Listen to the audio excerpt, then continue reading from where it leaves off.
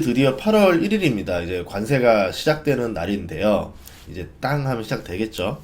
관세 협상이 막바지에 치닫으면서 조선주가 최근 들어서 급등하는 모습을 보여줬어요.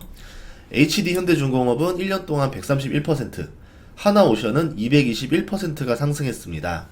LNG선 호황이라는 호재도 있었고 미국 군함수리 호재도 있었는데 이번에 한미 무역 협상까지 호재가 됐습니다. 조선이 미국의 관세 협상 카드로 나올 정도로 이제 미국은 지금 마스가 프로젝트가 한창이에요. 마스가가 뭐냐? 미국의 조선업을 위대하게라는 슬로건입니다. 선박 건조 능력을 상실하다시피 한 미국이 선박 건조 능력을 키우기 위해서 지금 한국과 손을 잡고 있는 거죠. 한국의 기업들이 미국의 조선소를 인수하고 있고요. 그렇게 건조 능력을 끌어올려주고 있습니다. 미국은 현재 군함뿐만 아니라 상선도 필요한데 10년 안으로 미국 상선 250척을 만든다고 말하는 이유도 전쟁이 났을 경우에 전쟁 물자를 나를 자국 선박이 필요하기 때문이에요. 즉 미국은 지금 전쟁 준비를 하는 겁니다. 이 전쟁을 억제하려면은 배가 꼭 필요하죠.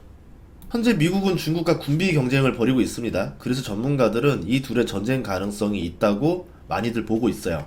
미 해군 장관은 중국이 연말까지 함정이 400척이 되는데 미국은 300척도 안 된다면서 심각성을 경고하고 있습니다. 보다시피 중국은 해군력이 빠르게 상승하고 있어요. 이 빨간색 그래프거든요.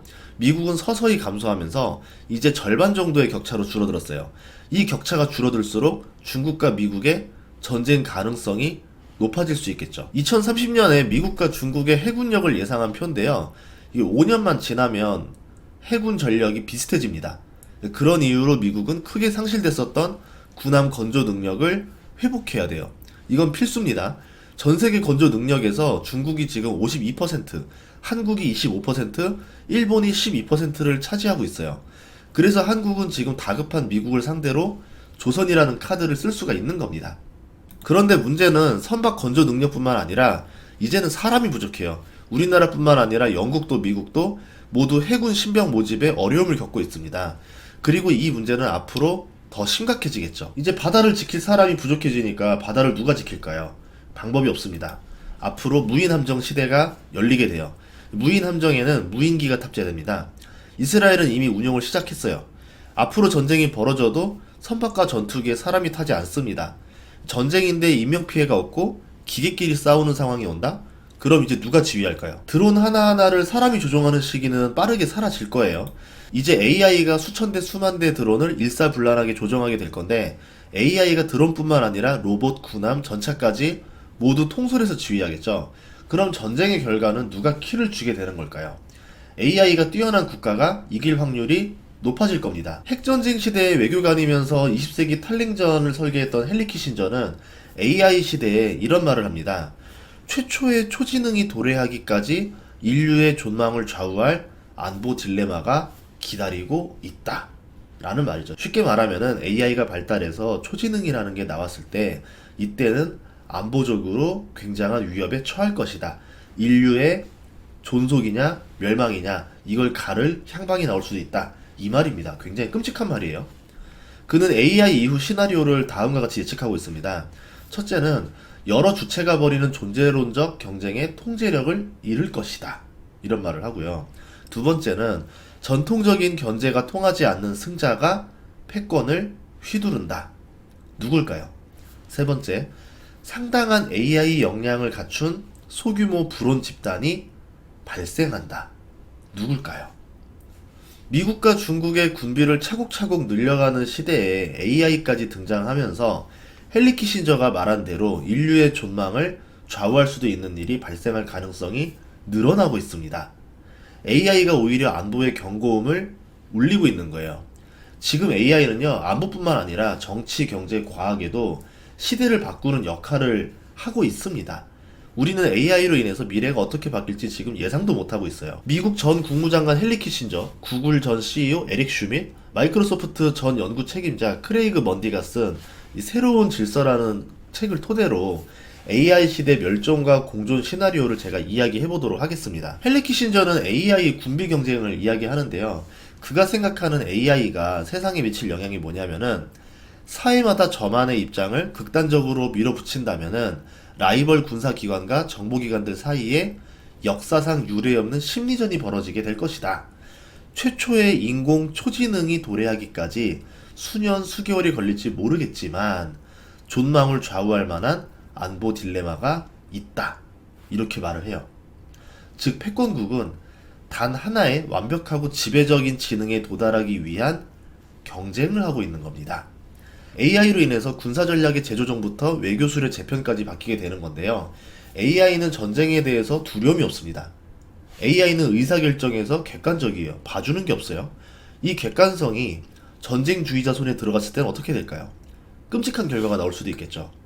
AI를 활용한 전쟁이 본격화되면은 AI는 정치적, 외교적, 군사적 주체가 될 겁니다. 그러면 인간은 무력해지겠죠. 단순히 이 전쟁이 물리력에만 해당되지도 않을 거예요. AI를 활용해서 경제, 과학, 심리전, 보안같이 여러 범위에서 전쟁이 동시에 진행될 수도 있습니다. 최초의 초지능이 나오면 어떻게 될까요? 이 초지능은 먼저 개발 중인 초지능을 없애려고 할 겁니다. 본인이 살기 위해서 누군가 개발돼서 완성되면 안 되잖아요. 그걸 먼저 죽여야 되겠죠. 그런 사례가 있었어요. 비슷한 사례인데 2010년에 한 악성 코드가 이란의 우라늄 원심 분리기 20%를 파괴합니다. 불가능한 일이 아니라는 거죠. 게다가 전쟁의 꽃이라고 부를 수 있는 심리전에서 AI가 활용되면 어떻게 될까요? 인간은 속거나 당할 겁니다. 아예 인간 심리의 약점을 이용하겠죠. 초지능이 경쟁국의 매체를 장악할 수도 있어요. 또 AI가 취약한 상대의 소프트웨어랑 시스템을 파괴할 수도 있을 겁니다. AI는 계속 문을 두드릴 거고 이거로 인한 해킹이 빈번해질 겁니다. 상대 군대의 시스템을 붕괴시킬 수도 있을 거고요. 협박을 할 수도 있을 거고요. 결론적으로 권력자는 많은 것을 통제할 수 있는 AI를 손에 쥐고 싶어 하겠죠. 이것만 있으면 맞는 키가 될 거니까. 이거로 인한 과잉 개발이 벌어지겠죠. 기업인들도 마찬가지겠죠. 먼저 AI를 차지하기 위해서 서로 투자를 아끼지 않는 모습이에요. 최근에 구글 실적 발표 때 구글에서 AI에 대한 자본 지출을 더 늘리겠다 말하면서 엔비디아나 이런 주가들이 올랐었거든요. 지금 보다시피 빅테크들이 이 자본 투자를 줄일 생각이 없습니다. 계속 늘려나가고 있어요. AI를 활용한 무인무기 전쟁은 그 과정에서 인간이 존재하지가 않아요. 기계 간의 치사율이 나오기 시작합니다. 데이터만 뜨는 거죠. 그 과정에서 인간의 피해가 없어요. 그럼 그동안 전쟁에는 명분이라는 인간적인 철학이 담겨 있었죠. 왜냐하면 전쟁을 하면 사람이 죽으니까 명분이 필요하고 반드시 해야 되는 전쟁만 해야 되고 그렇지 않다면은 안 하는 것이 좋고 혹시나 한다 하더라도 약한 사람들을 다치지 않도록 민간인이 다치지 않도록 전쟁을 했었는데 이제 그런 명분이 사라지게 되는 겁니다. 누군가의 복수를 위해서 누군가를 지키기 위해서 뭐 군중을 이해시킬 근거가 필요했었잖아요. 지도자들은 전쟁을 하려면. 근데 이제 AI 시대가 되면은 그런 명분이 필요가 없어지는 거죠. 사랑도 없고 증오도 없고 고통도 없습니다. 그러면 지도자들은 이제 어떤 선택의 버튼을 누를까요? 또 기업들의 힘이 강해질 수도 있어요. AI를 가지고 무인무기 시스템을 만들 수 있는 기업이 탄생할 수 있습니다. 우리 소프트웨어는요, 이걸 가지고 만들기 때문에 우리 소프트웨어를 장착한 무기를 쓰셔야 돼요 라고 하면서 특정 기업이 소프트웨어를 쥐고 하드웨어 무기까지 생산을 시작한다? 그러면 그 회사는 무인 군대를 양성하는 기업이 되겠죠.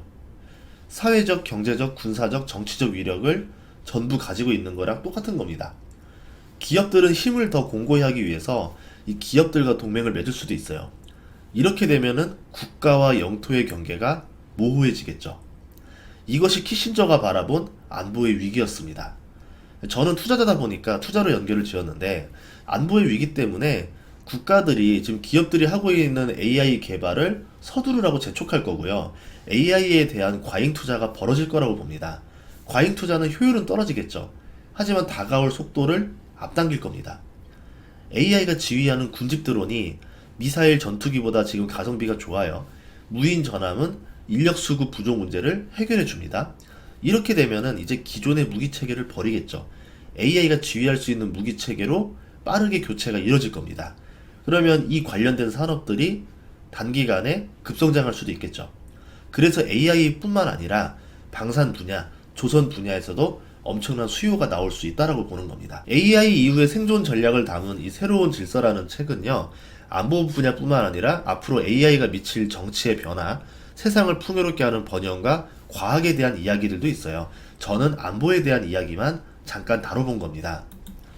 시대의 현인들은 AI를 어떻게 바라보고 있고 우리는 무엇을 준비해야 살아남을 수 있는지를 여러분들이 이번 시간을 통해서 고민을 해봤으면 좋겠습니다. 그래서인지 이 책의 추천사를 쓴 인물들이 굉장히 화려해요. 빌 게이츠, 샘 올트먼, 윌터 아이작슨, 레리 서머스, 사티아 나델라, 리시 수넥, 정말 수많은 리더들이 이 책에 찬사를 보내고 추천사를 썼는데요.